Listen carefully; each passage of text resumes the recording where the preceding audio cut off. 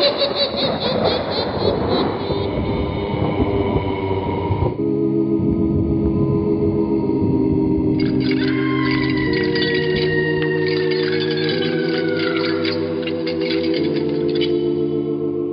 Mysterious Old Radio Listening Society podcast.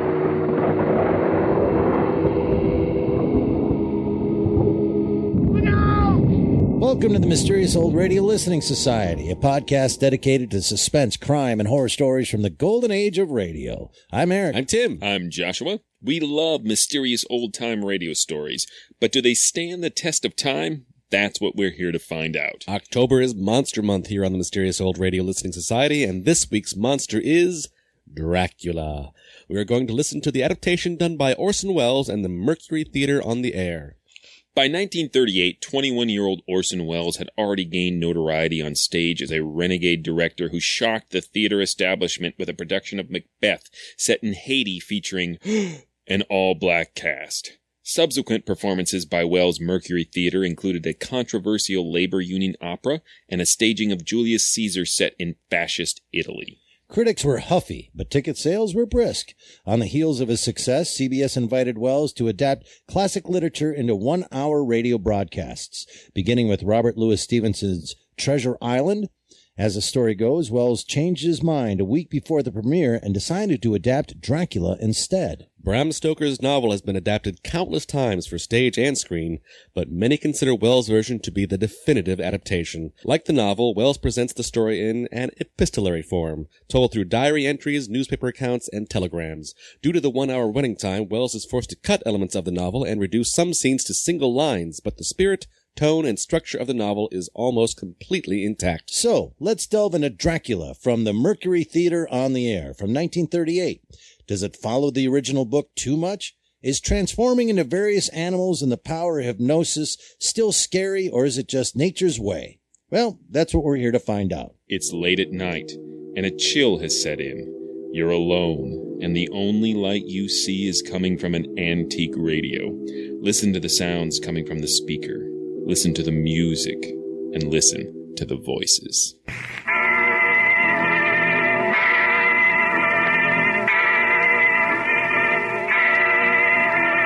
The Mercury Theatre on the air presents Orson Welles as Count Dracula in his own version of Bram Stoker's great novel, Dracula.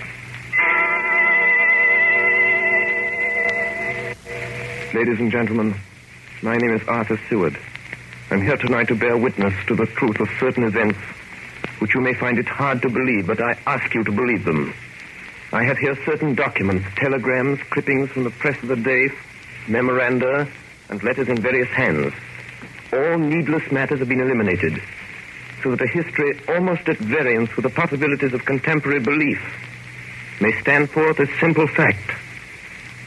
I present you first with excerpts from the private journal of Jonathan Harker. I, Jonathan Harker, lawyer's clerk, article to Peter Hawkins, Esquire of Exeter, England, am writing this journal in the hope that if misfortune overtakes me, it may one day come to the eyes of those who love me.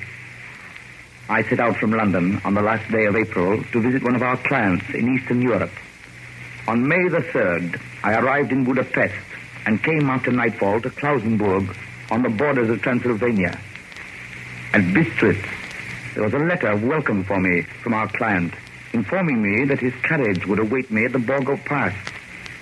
It was signed, Dracula.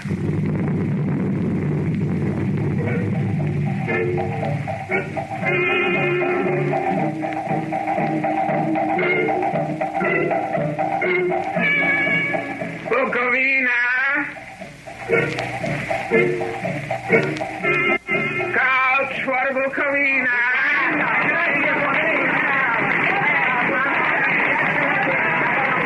The road was rough, but still we seemed to fly over it with feverish haste. When it grew dark, there seemed to be some excitement among the passengers. They kept speaking to the driver and looking at me and urging him on to greater speed. The crazy coach rocked on its great leather string. The mountains seemed to come nearer to us on either side. Coachman! Coachman! What is it? Where are we? You're nearing your destination, young hare. This is the Borga Pass.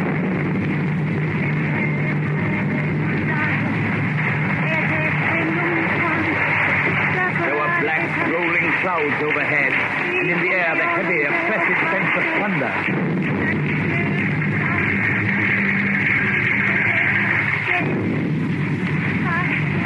Now, we were through the pass. The young hare is not expected after all.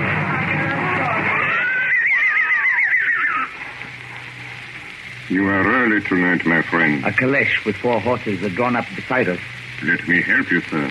The coachman smiled, and the lamplight fell on a hard-looking mouth with very red lips and sharp-looking teeth as white as ivory. We began to move. I looked back. The coach and its load of passengers had vanished from sight. We swept into the darkness of the pass. I struck a match. It was within a few minutes of midnight. And then a dog began to howl somewhere far down the road. The wind was rising. It moaned and whistled through the rocks, and the branches of the trees clashed together as we swept along. It grew colder and colder still, and fine powdery snow began to fall. The baying of wolves sounded nearer and nearer, as though they were closing round us on every side. We kept on ascending, always ascending. The howling of wolves was growing less. Presently, it ceased altogether. And just then, the moon broke through the black clouds, and by its light I saw around us a ring of wolves running alongside the carriage, in silence, with white teeth and lolling red tongues, with long sinewy limbs and shaggy hair. Welcome to my house. I must have fallen asleep. The carriage had pulled up in the courtyard of a vast ruined castle. The coachman was nowhere to be seen. Welcome to my house. Come freely, go safely, and leave something of the happiness you bring. Count Dracula? I am Dracula. His face was strong, very strong, aquiline. The mouth, so far as I could see under the heavy mustache, was fixed and rather cruel-looking, with peculiarly sharp white teeth. You're here, Mr. Harker. The wolves? The children of the night, as you say, Mr. Harker. The wolves. Listen. Come now.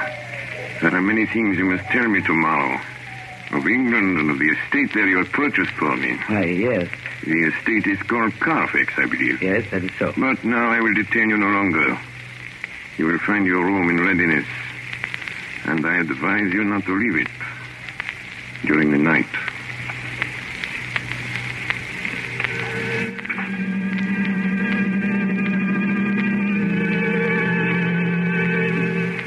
This castle is on the very edge of a terrible precipice.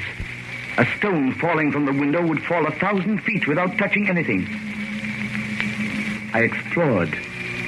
There are doors everywhere, and all of them locked. The door to the great hall, the door to the courtyard, every door in the castle is closed, bolted against me. The castle of Dracula is a prison, and I am a prisoner.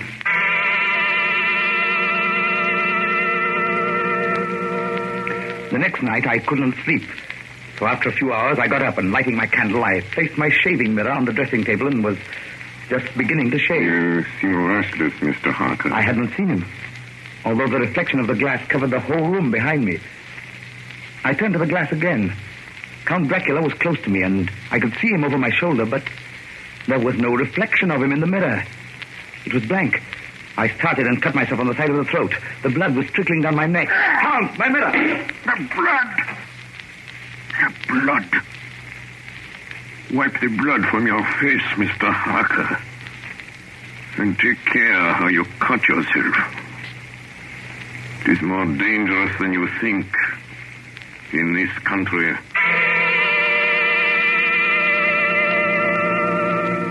When I awoke, I found most of my things were gone. My passport, my notes, my letter of credit. I could find no trace of them anywhere. And my door is locked from the outside. June 20th. There is work of some kind going on in the castle. Now and then I hear the faraway muffled sound of mattock and spade. And last night, The second of the predated letters which Dracula made me write. The second of that series which is to blot out the very traces of my existence from the earth whence forth.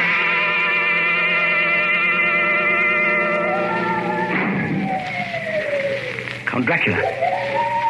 Yes, my young friend. Well, what of me? When am I free?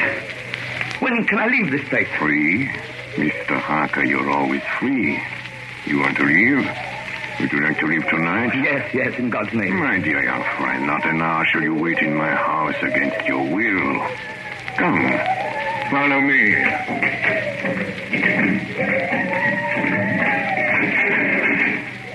The door seems to be bolted. How strange. The door is locked. Well, in God's name, open it. As you will, Mr. Harker. You English have a proverb which is very close to my heart. Welcome the coming, speed the parting guest. Good night, Mr. Harker.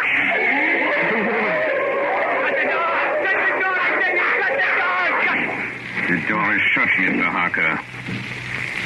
I take it you will remain.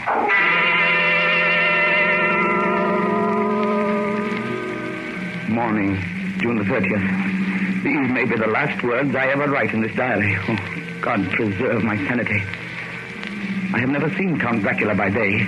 At sunrise, at the first cockcrow, he is gone. I do not understand these things. I only know that the wolves obey him, and that he is a man with hair on the palm of his hand, with sharp teeth, and no blood in his face. He casts no shadow. He cannot be seen in a glass, and he moves like a bat across the sheer face of the castle walls. He eats no food, and is mortally afraid of the crucifix. As I write this, I hear in the courtyard the rolling of heavy wheels and the cracking of whips. And there is in the passageway below a sound of heavy boxes being set down. Boxes shaped like coffins. And I know what they hold. The boxes are filled with holy earth from the chapel beneath the castle. Is the last box being nailed down. And now I hear the heavy feet tramping again. The door shut. The chains rattle.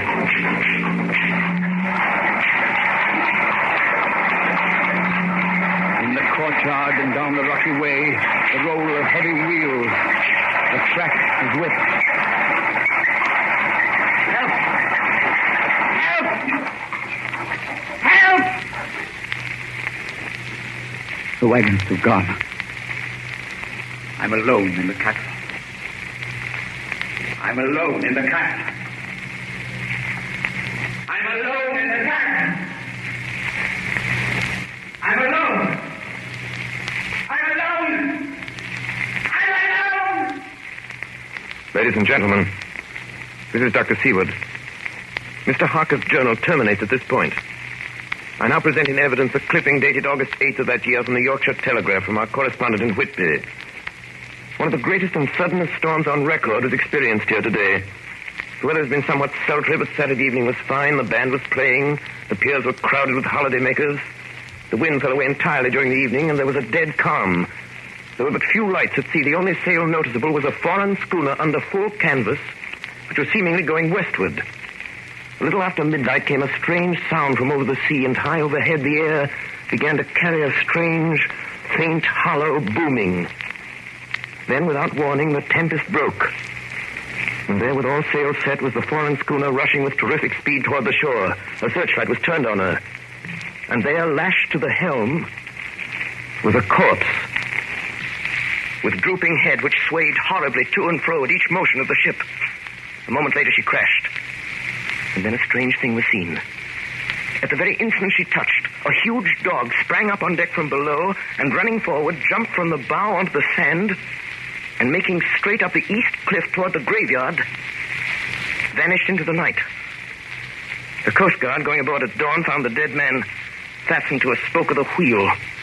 Tightly clutched in one hand was a crucifix. The man must have been dead for quite 2 days. In the pocket of the dead man's coat was found a bottle, carefully corked, containing a roll of paper. This proved to be an addendum to the ship's log. There was found on board only a small amount of cargo, and that of a most unusual nature. Apparently the ship carried nothing but earth. Common earth. Packed away in wooden boxes. shaped much like coffins.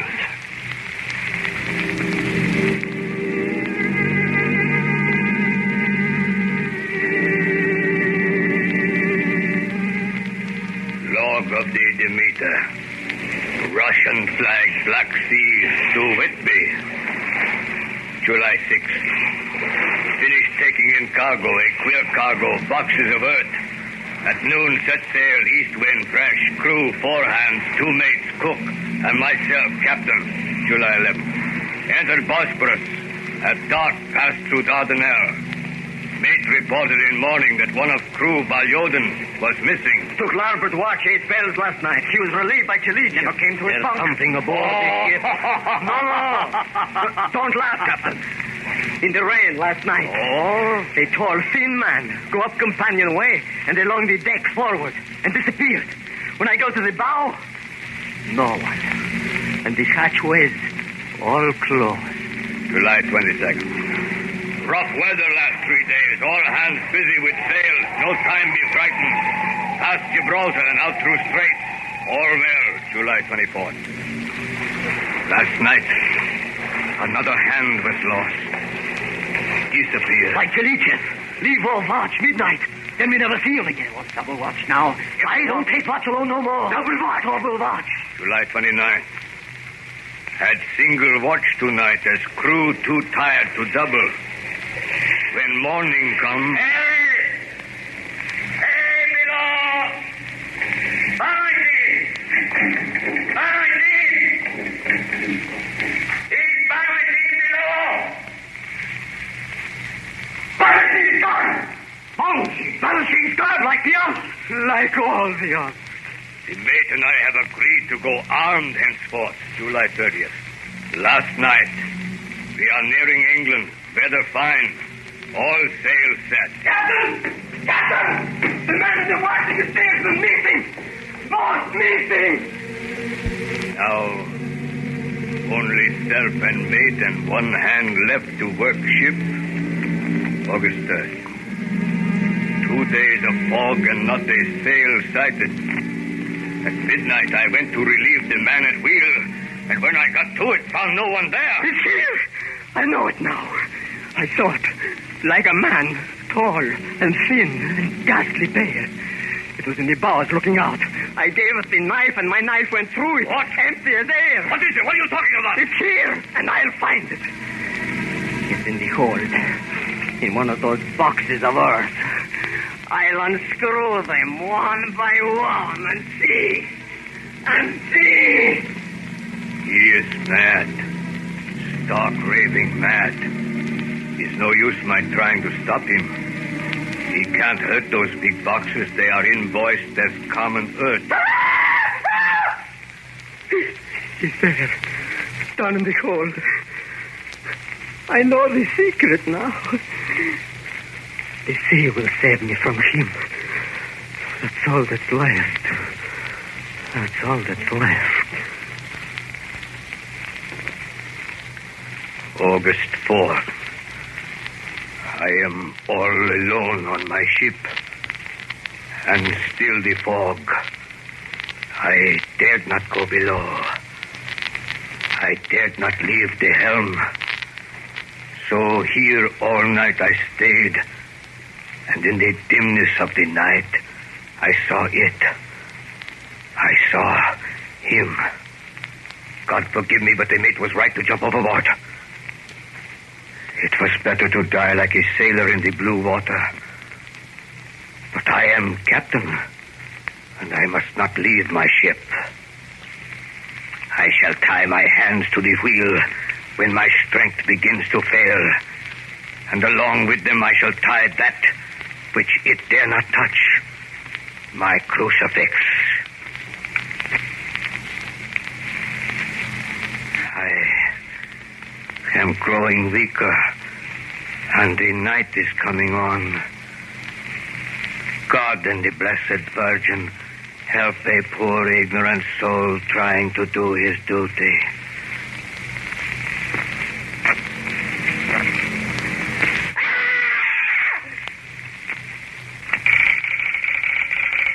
Telegram, keyword perfect, to Van Helsing, Amsterdam. Lucy Westenra in alarming condition. Cannot diagnose. Come at once. Seward. Telegram from Helsing, Amsterdam to Stuart, Pursley. I'm on my way to you. Please arrange the examination immediately my arrival from Helsing. Ladies and gentlemen, I must now explain that 6 months before the events recorded here, I had become engaged to a young lady, Lucy Westenra. We were to have been married in the spring. My old teacher, Professor Van Helsing, arrived at 4 the next afternoon. I took him at once to Lucy's house. She lay in a bed asleep. She was ghastly, chalkily pale. The red seemed to have gone even from her lips and gums, and the bones of her face stood out. Young miss is bad. Very bad. She must have blood or she will die. Yet she is not anemic. The qualitative analysis of her blood gives quite normal condition. It is strange. I do not like to think how strange. Look!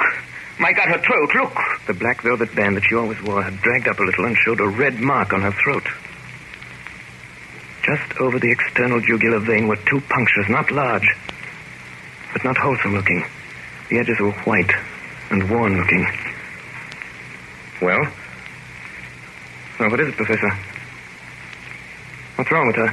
Speak frankly. You can tell me the worst. I wish I could, Stuart. I wish I could. But I do not dare. But won't you tell me anything? I will tell you this.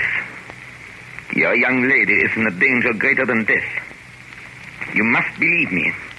If you leave her for 1 moment and harm befalls, you will not sleep easy thereafter.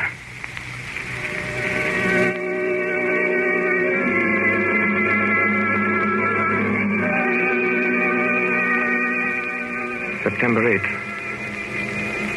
I sat up all night with Lucy. Arthur, I'm afraid. My dear, you can sleep tonight. I'm here watching you. Nothing can happen.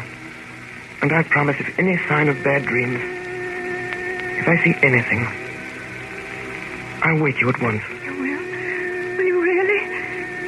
Then I'll sleep. I sat all night by her bedside. She did not wake once during the night, although a vase or a bat or something flapped almost angrily against the window panes. September 11th. Still quoting from my private journals. It was this time that I received a message from Purfleet. It read 10:20 p.m. St. John's Hospital, serious complications, case 891, your immediate presence, London, imperative. I had no choice.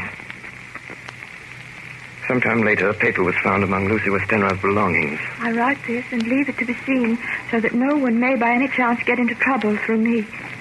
I went to bed as usual, taking care that the window was closed, as Dr. Van Helsing had directed. About 2 a.m, I awakened. I went to the door, called out, "Arthur! Arthur!" There was no answer. Something's broken the window.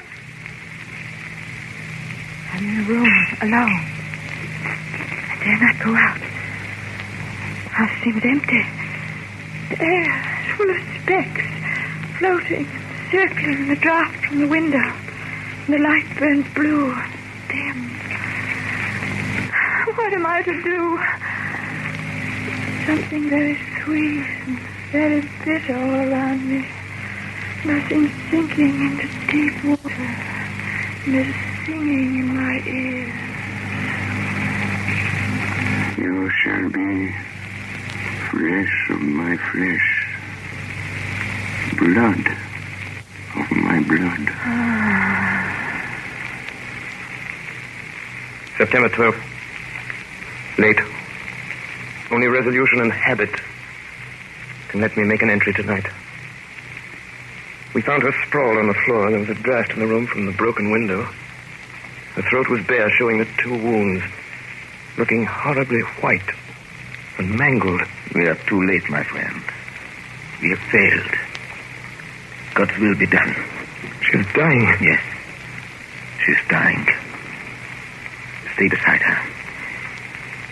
It will make much difference, mark me. Whether she dies conscious or in her sleep.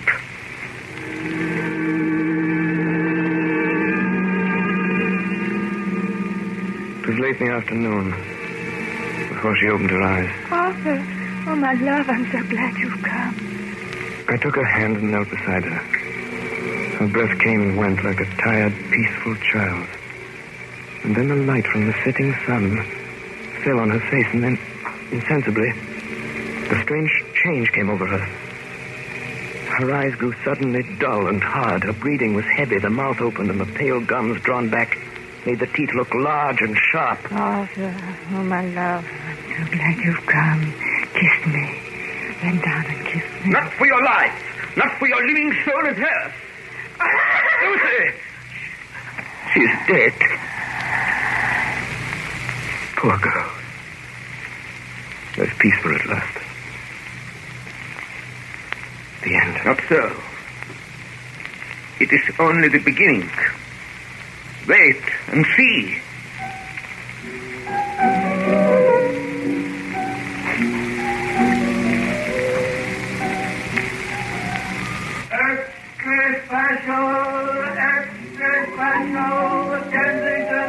Westminster Gazette, September 25th. A Hempstead mystery. The Kensington Horror, the stabbing woman, and the woman in black are vividly recalled to mind by a series of events that have taken place recently in the neighborhood of Hempstead. Several cases have occurred of young children straying from home or failing to return from their playing on the heath.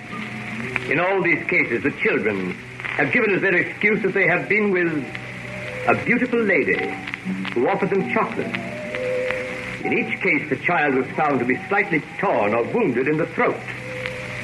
The wound seemed such as might be made by a rat or a small dog.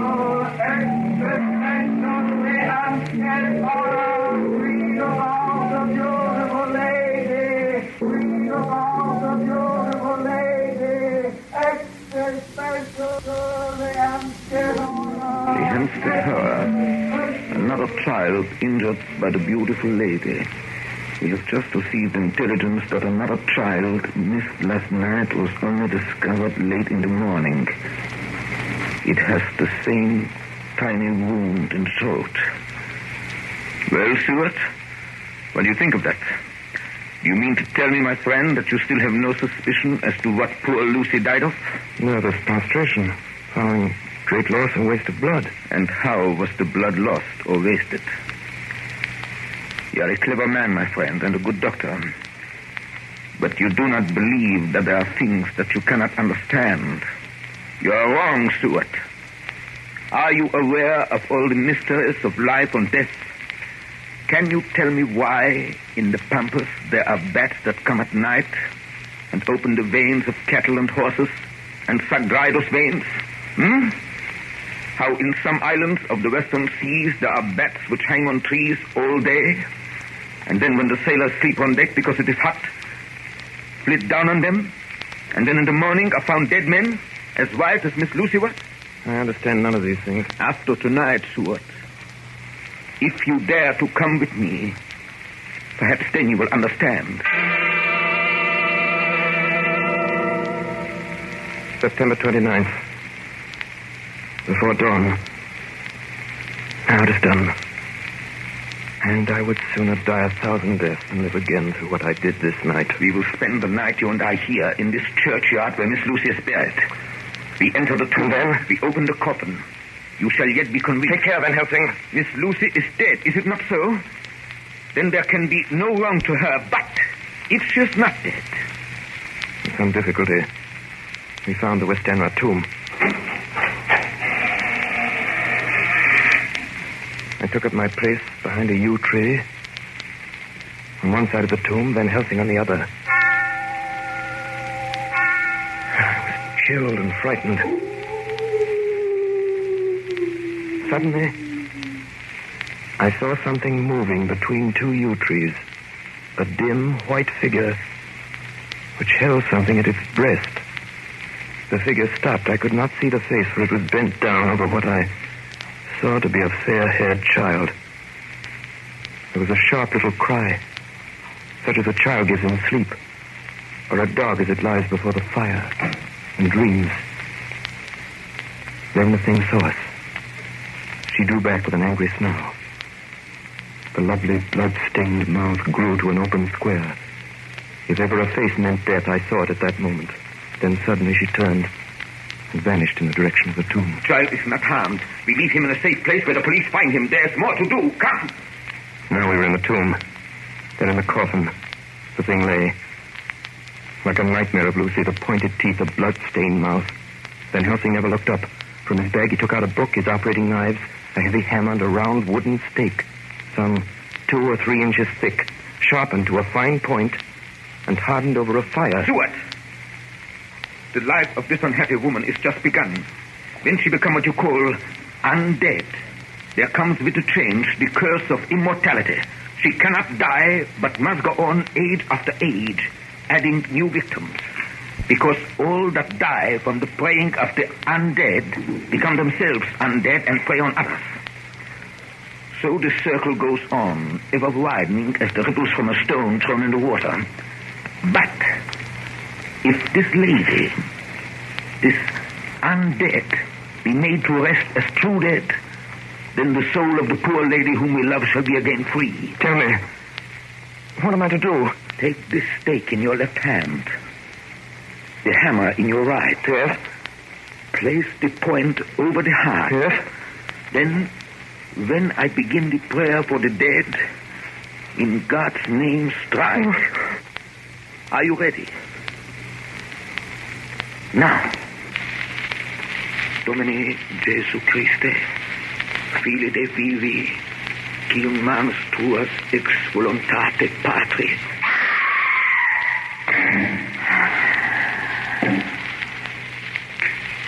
On the morning of July 11th, a man was found on the border of Transylvania. He talked wildly of wolves and boxes of earth and blood. He gave his name as Jonathan Harker. In the hospital at Klausenberg, he improved sufficiently to make possible his removal to England. I'm still quoting from my own personal papers. But though his condition remained so serious that he was committed for observation to a private ward in my hospital at Purfleet. Here he did so well that in 3 weeks he was completely recovered. It was during this time that his wife, Minna Harker, brought to the attention of Dr. Van Helsing and myself the journal that her husband had kept while a prisoner in the castle of a certain Count Dracula in Transylvania. I have before me the record of a meeting that took place in my study in Purfleet, transcribed by Minna Harker. October 1st. Meeting began soon after 8. Jonathan next to me. Dr. Seward opposite to Van Helsing at the head of the table. My friends, there are such things as vampires. Had I known at first what now I know, one so precious life had been spared to many of us who love her.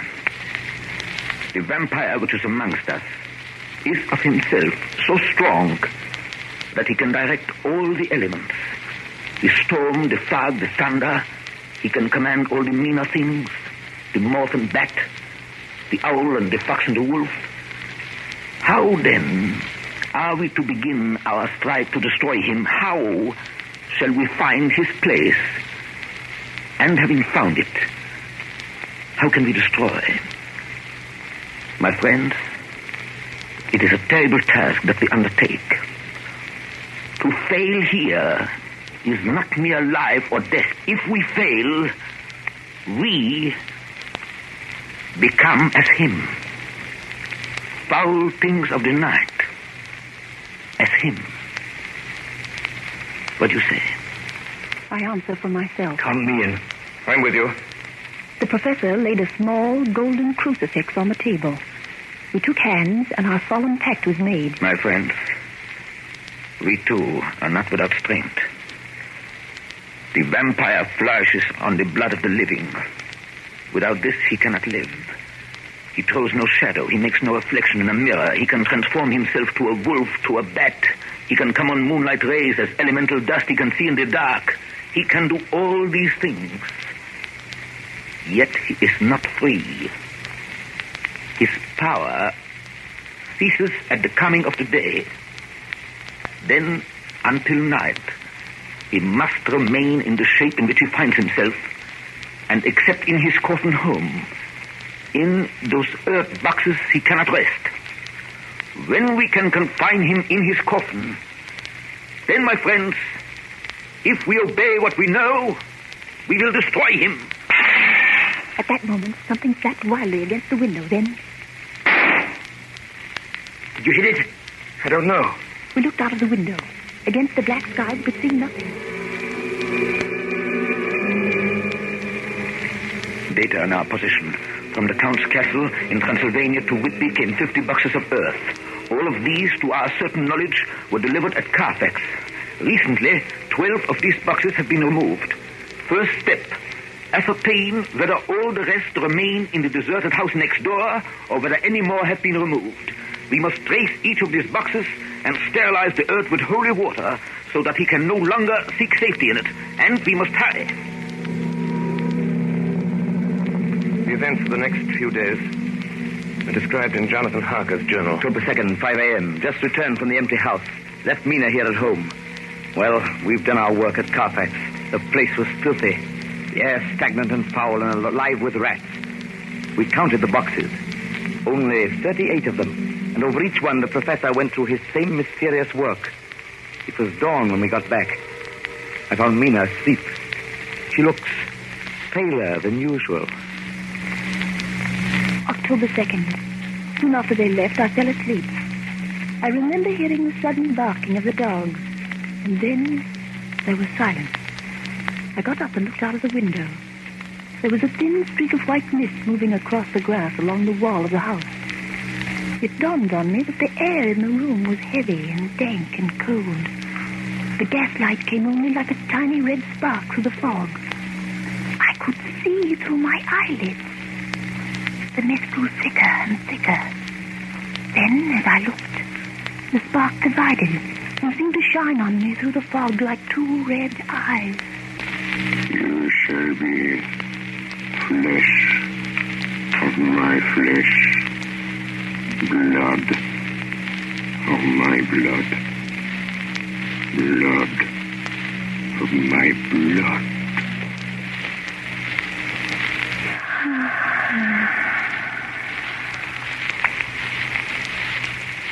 October 2nd, 8 p.m. We're on the track. 12 boxes were delivered last week to an empty house at 347 Piccadilly. My dear friend, until the sun sets tonight, Dracula must retain whatever form he now has.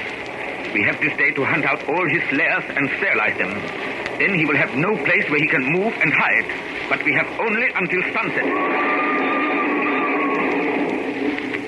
The house in Piccadilly was empty. Like the one at Pursley, the same sickening smell was in the air. On the table we found a clothes brush, a brush, and a comb, and a basin. The latter containing dirty water, which was reddened as if with blood. The boxes are back here. 8, 9, 10, 11. Only 11. There's the 12th box somewhere. Gentlemen, it is after 6. The sun is setting. We've no time to lose. He will return at any moment. Open the boxes. Quiet.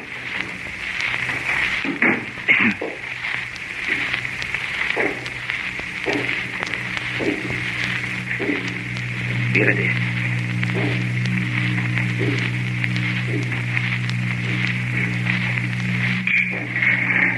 It is he! The window!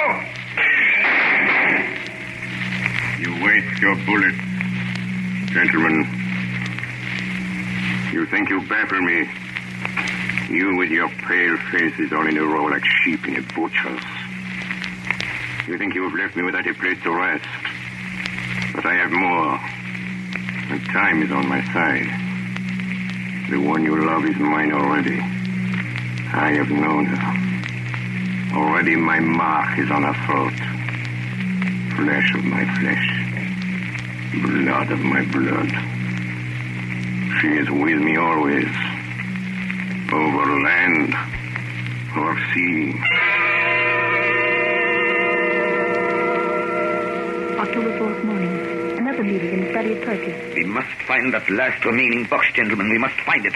As long as that earth exists impure, as long as there remains one place of refuge for Dracula, there is no safety and no peace for any soul in England. And for the undead, never peace so long as he lives. Blood of my blood. Blood of my blood. Mina! How do you know that? Quiet. With me always, over land and sea. Mina, darling, how did you know that Dracula said those... I don't know. The word just came. Strange. There are times when somehow I feel that I'm with him. At sunset? Yes. Just at sunset. And again at sunrise. Dr. Van Helsing, if I could... If at that time, you... Have you the courage? Courage for what? What do you mean? Dr. Van Helsing here will question her. I will question her, yes. In a state of hypnosis. The one you love is already mine, he said. She is with me always, over land or sea. Ah, Count Dracula. Perhaps she will betray you if she is really with you, this one we love. Who knows? If she is really with you over land or sea. Blood of my blood. Mina. Yes? Answer me, Mina. Are you with him? Yes, I am with him. Where are you? I do not know. It is all dark. What do you hear? The lapping of water. I can hear it on the outside. Then you are on a ship? Yes. What else do you hear? There is the creaking of an anchor What are you doing? Still. Oh, so still. It is like death. It's like death. Here is a report from Matson Peabody, shipbrokers. Dated October 5th, according to Lloyd's list, the only sailing ship that left for the Black Sea yesterday was the Tsarina Katrina, bound for Varna. Some hours before she sailed, a man came alongside, all in black, driving a cart with a great box in it. This he lifted down single-handed and carried below. No one remembers having seen him after that, as heavy mist came up over Doolittle Dock until sailing time. The rest of London Harbour remained completely clear. Our plans are made. The average sailing time from London to the Black Sea is 3 weeks. We can travel overland to the same place in 3 days. We shall be there waiting for him when he arrives. October 15th, arrive Varna about 5 o'clock. Mina seems stronger. Every morning before sunrise and just before sunset, she speaks to Van Helsing in a trance. Are you with him, Mina? Tell me, are you with him? I am with him. What can you see? Nothing. All is dark. What can you hear? I can hear the waves lapping against the ship and the water rushing by. The wind is high. I can hear it in the shrouds and the bow throws back the foam. So, the Tsarina Katrina is still at sea, hastening on her way to Varna. The Count cannot cross warning water, so he cannot leave the ship without being observed. What do you hear, Mina? Lapping waves and rushing water. Darkness and wind. A whole week of waiting. Daily telegrams from Lloyd's. Not yet reported. Rushing water and creaking masts. Darkness and wind. October 24th. Telegram. Lloyd's, London to Harker. Tsarina Katrina reported this morning. From Dardanelles. Lloyd's, London to Harker, October 28th. Tsarina Katrina in heavy fog reported entering Galatz Harbor at 1 o'clock today. Galatz is 38 hours from here, and the first train for Galatz leaves at 6:30 tomorrow morning. My friends, we have lost.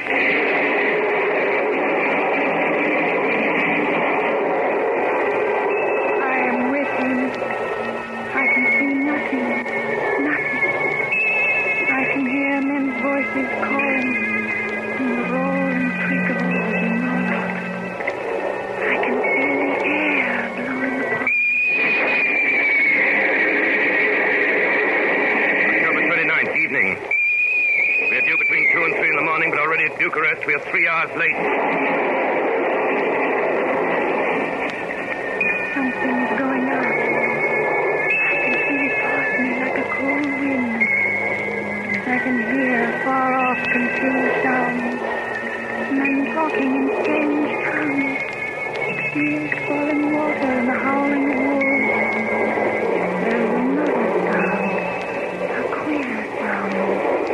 Light. Like what? Speak, Mina. Speak, I command you. I command you to speak.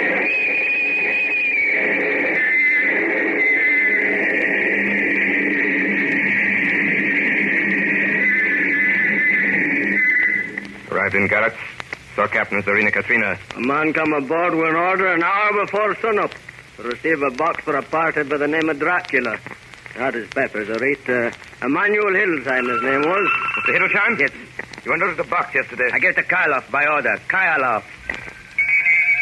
Mr. Kyloff? Kyloff. This morning they find him dead inside the churchyard of St. Peter. They find him dead with his throat torn open. October 30th evening, there are two ways in which Dracula can get back to his own place. By land or by water. We've examined the map and find the most likely river is the Ceres. You and I, Seward, will charter a steam launch and follow him up the river. Van Helsing and Mina will take the train to Veresti, and from there they will From there we shall go in the track where Harker went, from Bistritz over to Borgo. If you have not caught him before, we shall be awaiting Dracula there.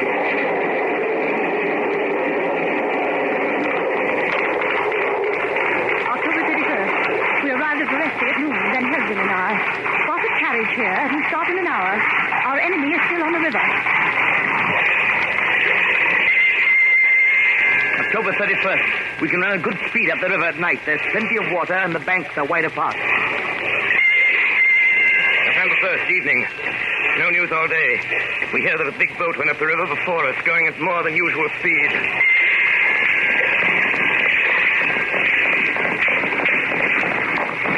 November 4th. All day driving. The country gets wilder as we go. By morning we shall reach the Borgo Pass. November the 4th, evening. We've left the launch. We've got horses, and we follow on the track along the river. We are armed. Look! Quick! There they are now! Heading west! With the dawn, we could see the Slovaks some miles before us, dashing along the river with their wagons. On it is the great box.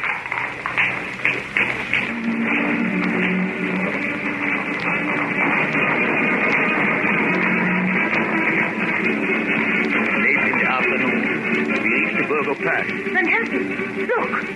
We could see a long way all around us. Far off, beyond the white waste of snow, was the river like a black ribbon curling. Between us and the river, not afar off, came a group of men, mounted Slovaks hurrying along. In the midst of them was a wagon which swept from side to side. On the wagon was a great box. Look! We see two horses following fast, coming up from the south. Stewart and Harker. The Slovaks with their heavy wagon are losing their ground. Now the horsemen are not more than a mile behind. Now the wagon is quite close to us. We can see the great box swaying gracefully. Now they are almost upon us.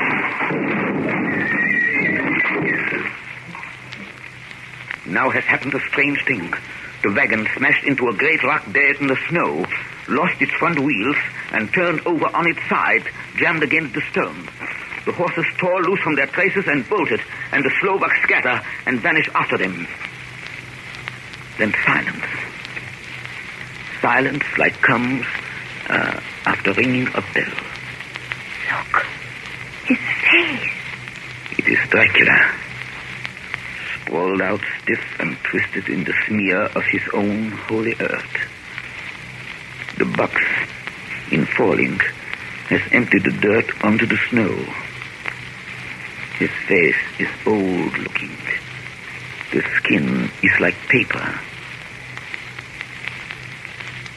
Dr. Seward, there's no time. Look at the sun. Sunset. In 1 minute there is darkness and he is forever lost to us. Have you the stake of wood and the hammer? Here. Now, Seward, pray for us. Kneel down and pray. Harker, the stake of wood over his heart. Be not afraid, Harker. Do not look into his eyes. The hammer. Now, Harker, strike. Strike!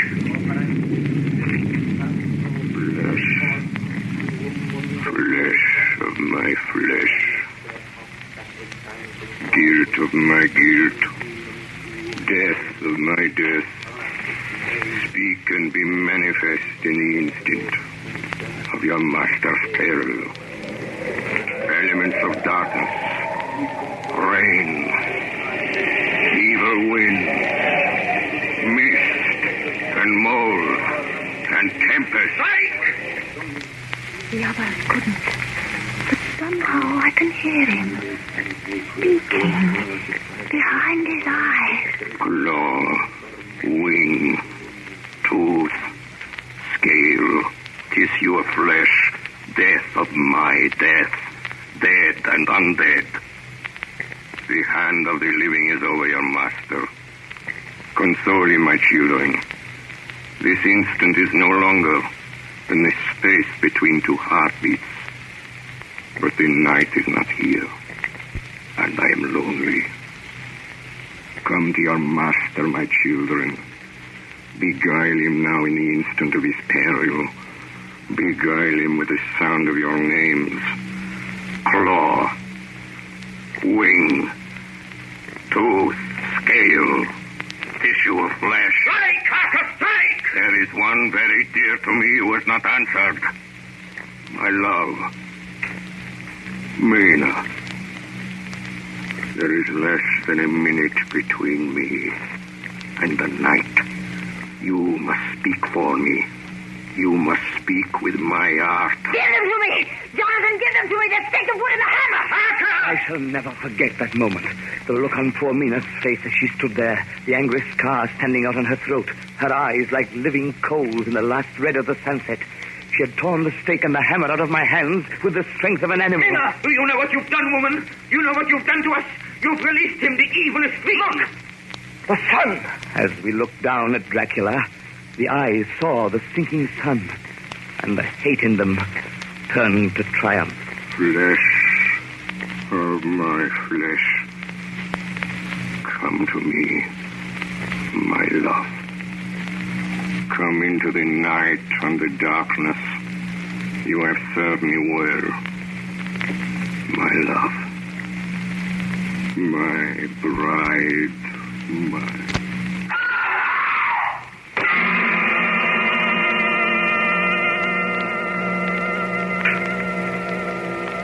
Ladies and gentlemen,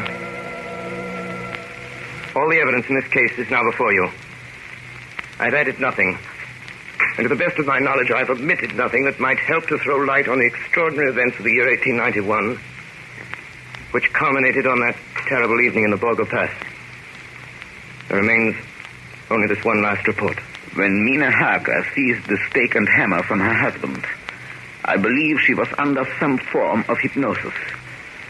She herself remembers nothing. But whatever influence was at work on her, she must, at the last moment, have rejected it. For at the exact instant the sun disappeared, it was Mina Harker who drove the stake through the heart of the thing that called itself Dracula. At that same instant, even as we looked, the wound on the side of her throat was no more. As for Dracula, before the scream of the creature had died from our ears, the whole body crumbled into dust and passed from our sight. In that final moment of dissolution, there was in the face a look of peace, such as I never could have imagined might have rested there.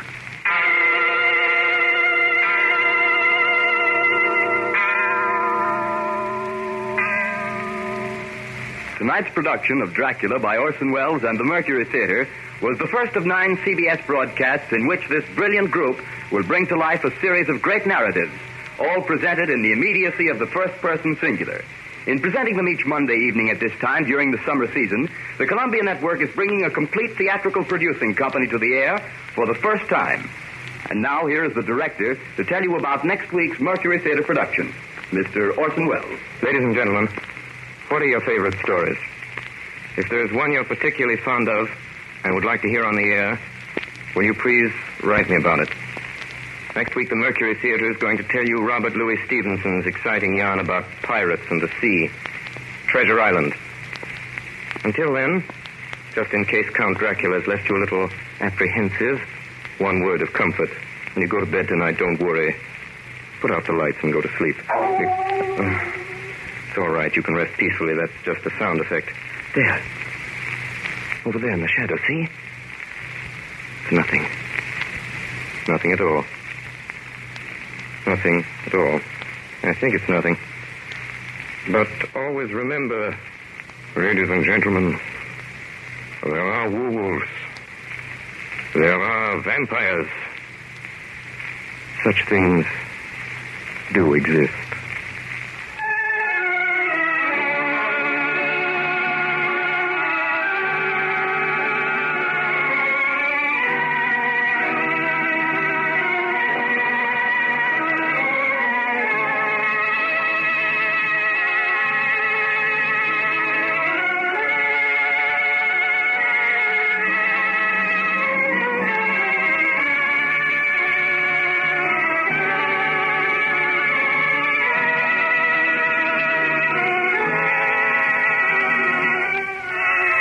This is the Columbia Broadcasting System.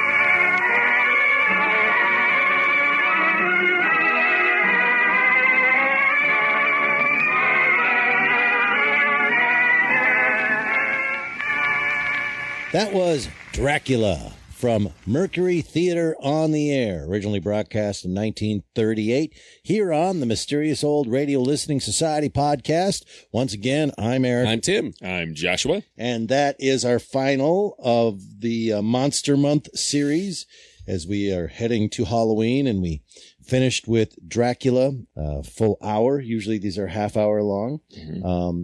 We discussed this in the past about me, as far as being scared. My thing that gets me every time are vampires, especially Dracula, especially the story, depending on the adaptation of it and how they do it. However, everybody that does an adaptation of Dracula sticks really close to the book. Well, vampires can be disconnected from Dracula, unlike Correct. Frankenstein can't be disconnected from the Mary Shelley novel in the Right. same way. So if we want to do something different from Dracula, we can just do other stories about vampires.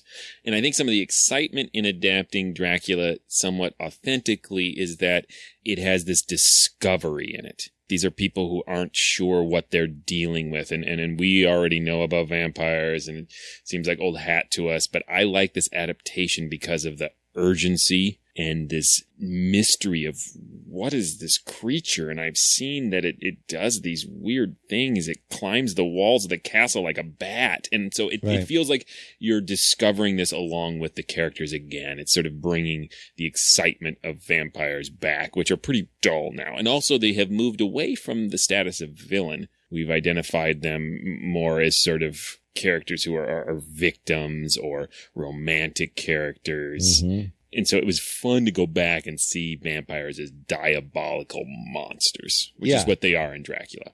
There's also, I think, a sort of momentum in the adaptations that if adaptations tend to be accurate and faithful, it makes iconic moments out of each little bit of the story and iconic characters out of some of the characters that you might necessarily disregard in some other case. So Harker's time in Dracula's castle is really iconic, even though in the movie it was Renfield in the castle. The suitors of Lucy are all very iconic, even though they, in this adaptation, very wisely mold them all into one person. So you have some of these little iconic bits, it becomes harder to let them go and more interesting, like you say, and how do we invigorate this? How do we really capture that element? And the pace in this adaptation is insane. 2 weeks ago, we listened to Dark Fantasy, which is from 1942, and that seems archaic compared to this 1938 production of Dracula. Right. When you start going back and listening to lots of old radio the way we're doing for this podcast, you start to really see why people were blown away by Orson Welles. What he was doing was singular and ahead of its time. You just said that the pace of this is, and you love that. That is an issue I have with this. It moves a little too fast in the sense of there are moments in this that need a little explanation of where we are right now. A lot of the things that I feel like that's a weakness in this radio show is a weakness of the book that Welles is compensating for. I just needed a sentence or two that said, and now here's the ship's captain talking. And I don't mean it that direct, but it goes from narration of Seward to the ship's captain without really an explanation to that's who's talking now. You have to catch up. Right. They say and I don't want extension to of the catch ship's log, voice of the captain, that you have to bridge that gap. Correct. Yeah. And there's a lot of moments we're bridging the gap in this. I just need a couple of words to let me know that now we're here. However, I do like the pace of how frantic it is. Like, okay, we've got to catch this guy. We've got to figure out who he is. And they just keep moving and moving and moving. So I agree with that. It was too fast. This thing reminded me of something extremely modern. This is what we would expect today out of a TV show or movie, where we cut away from the in-between parts. Like, we don't need to see people traveling. We don't need to know who this voice is. We just jump and we figure it out. And figuring out what's the next thing, where are we, is part of what engaged me, not what jarred me out of it. I can see why it would for you, but that was what I found the most exciting. It didn't jar me out of it. It's the idea that I'm 4 or 5 sentences into a narration or whatever's happening or a scene before I figure out where we are. And I feel like I've missed all that trying to figure out where we are, which could have been very simply done. And I'm using the same one over and over again. But okay, now this is the captain of the ship talking. I mean, all you need there is captain's log, stardate, blah, blah, blah. But you do need Wouldn't the that captain's be awesome? log. Just little tiny things. And this is nitpicky. And you guys are going to give me grief. But this is where I have struggled with the Harry Potter movies, because they are made for people who have read the books and tend to skip little tiny sentences that will help you from scene to scene to go, now we're here and now this, because they say, you've read the book, you now know you're in the Hall of Gargamel or whatever. the Tree of Woe. The Gargamel? That's from the Smurfs? Did you flashback to the Hall of Gargamel? Took me a second. Hall. Yes. An issue of adapting large works into film length. Often the decision gets made. Enough of our audience is going to be familiar with the work originally that we can cut a few corners. Correct. And that's what I disagree with. Because even though I've read the book, I don't have it memorized, and I tend to forget all those details. And so, yes, it comes. But what if someone hadn't read the book? Just a nitpicky thing. And that does also risk the backlash of people saying, I know who that is. You don't need to tell me. Right. I suppose. That's how they talk. And I think Wells was very intentionally pushing the envelope. I think he was well aware that he was doing that again at 1930. He had an hour. But I mean, not just pushing how much he could cram into an hour, but I think he wanted to see how much will people follow along with me? How much can I literally experiment with this form? He was probably listening to radio at the time and thinking, this is so tedious, because he was Orson Welles and really snobby. That's how he talks. Yes. And I think one of the challenges that this adaptation overcomes is keeping that epistolatory format of this is in the form of journals, letters, but not making it dull. What the original book kind of is. Yes. Of making it very immediate and palpable. And I thought I had read somewhere that was the original title of this whole series was First Person Singular. That was part of the idea behind all of the Mercury Theatre in this summer series of shows, was that he was going to take this literature and he was going to make it in the first person. He was going to make it very immediate. He was going to make the characters speaking to the audiences at home. And we've listened to a lot of these old radio shows from this era, the late 30s, early 40s, and that wasn't done a lot. We've complained about it, where it's people in dialogue saying, oh no, he has a gun. Right. We better raise our hands. So this was Orson Welles really, again, pushing the envelope of what radio had been doing previous to this. Let's talk about Orson Welles real quick.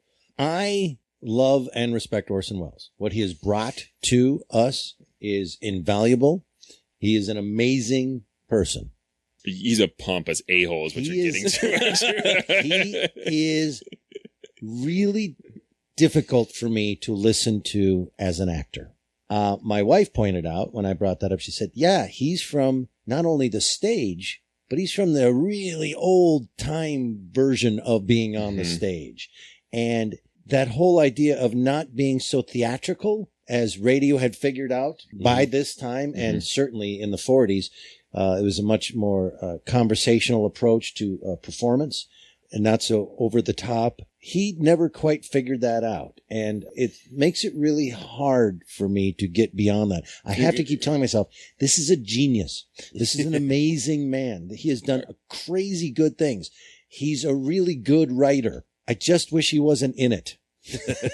Really? Because I like his performance. You like that? I think his Dracula is really great. Seward is what bothered me. I know what you're saying, though. If you compare him to Chapel from Quiet Please. Right. Or Bill Johnstone as the Shadow even, which even had a flourish to it. But it was still palatable in its reality. Do you know what I mean? Like, still wasn't as boring and drawn out. See, I think Seward has this urgency.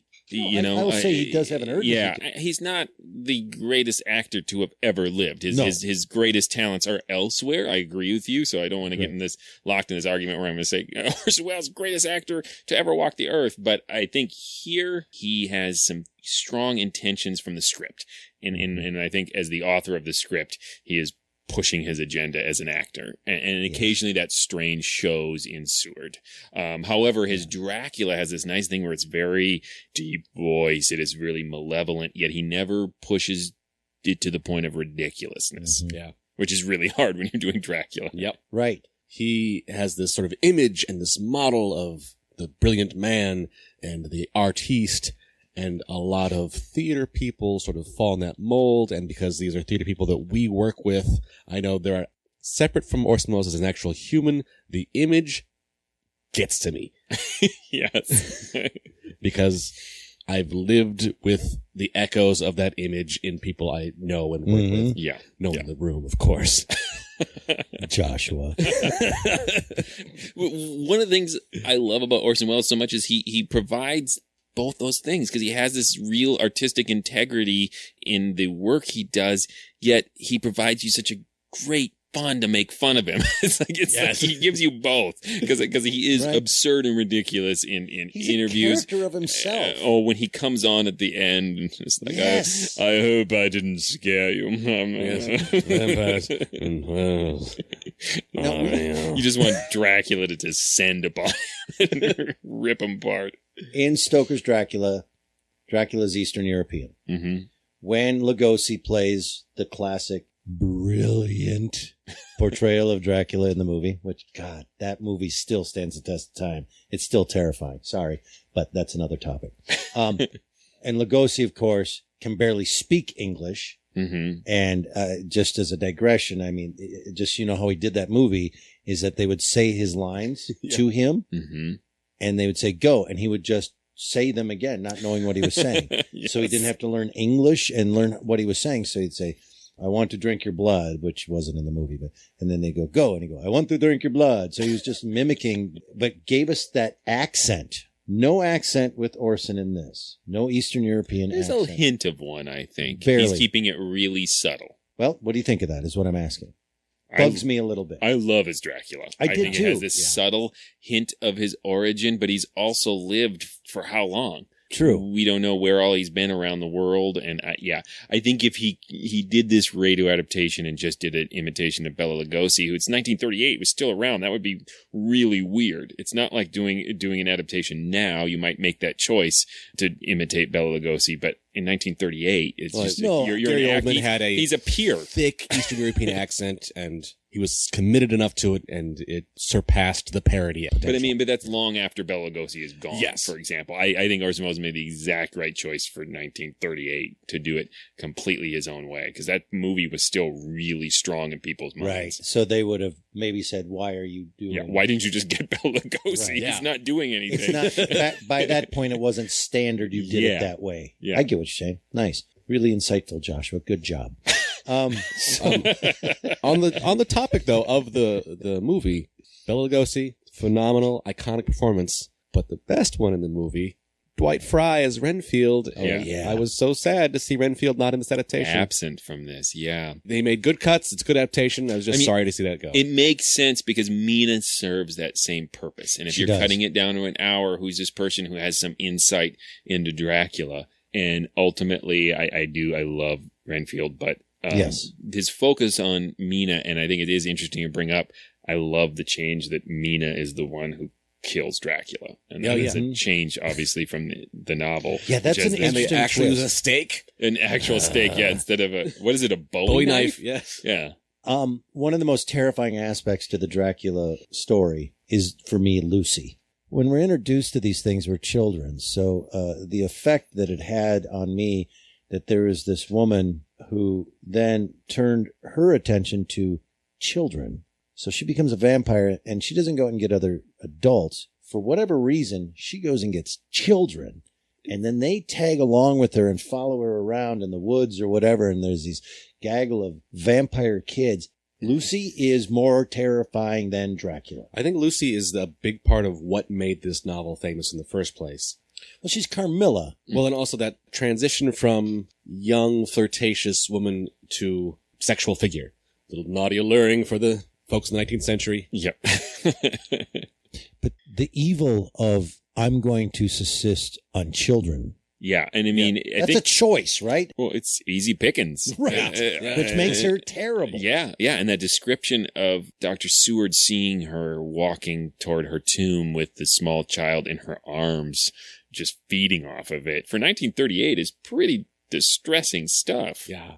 Are there any last thoughts? Well, there's just so much to say about it, but a lot of it is about Dracula as a whole and not all about this adaptation, but I think it is a truly excellent adaptation. I would say if I had to fault it anywhere, I would say the chase at the end gets a little long when they're moving from place to place and there's trains and galloping, and it keeps the energy really well, but like I almost would say, again, being the armchair writer, fit a missing scene from the book in, fit a Renfield in somewhere and cut that cross-country chase down a little. That was the only place where it dragged for me, despite the fact that the actors were just working their butts off. And speaking of working, as I was listening to this, I could smell the sweat from the Foley artists. Yes. They don't get a break ever in this. They are just constant. And they aren't just little like doorbell, knock on the door. It's like carriages and rattling and chains and dogs baying. And it's just like constant. This adaptation, I also want to point out, more so than I think any other adaptation I've ever seen or read or anything like that, really portrayed Harker as a hero. Those echoing yells when he's abandoned there. Oh, those are good. That was really impressive. And then, even though I know the story, I was so enthralled to like, oh, he survived. He somehow climbed down that wall and crawled to the border of Transylvania. And even though in the rest of the story, it doesn't necessarily... He doesn't do much except deliver his journal of It's Dracula. The title of my journal, It's Dracula. But it really made me enthusiastic about that character in a way that I haven't been in any other adaptation. Well, let's put this to the vote. Tim. Classic. Yeah. Classic. Classic all the way. Like I mean, if you're talking stands the test of time, this in the pace, in the jumps that Orson Welles expects you to take as a listener, this is like 50 years ahead of its time in the way this story is told. All right. Well, thank you so much for listening, not only today, but for Monster Month. And have a happy Halloween, everybody. I think this is a perfect way to head into Halloween with this. If you would like to learn more about us, visit ghoulishdelights.com. There you can find other episodes of this podcast, and you can find out information about our live shows. We do live shows from time to time, recreating these very scripts on stage for your entertainment in the Twin Cities area. Yes, and if you have some time, don't write an iTunes review. Just don't. Stay away from iTunes. I'm trying reverse psychology, guys, just to see if it gets us more reviews. Pretty clever, huh? Nice. Let's see if that works. Yeah. Not gonna work. No. Next time, it is Tim's pick. What are we going to hear? We'll be hearing Dracula in White from the series Spine Chillers. Until then. It's all right. You can rest peacefully. That's just a sound effect.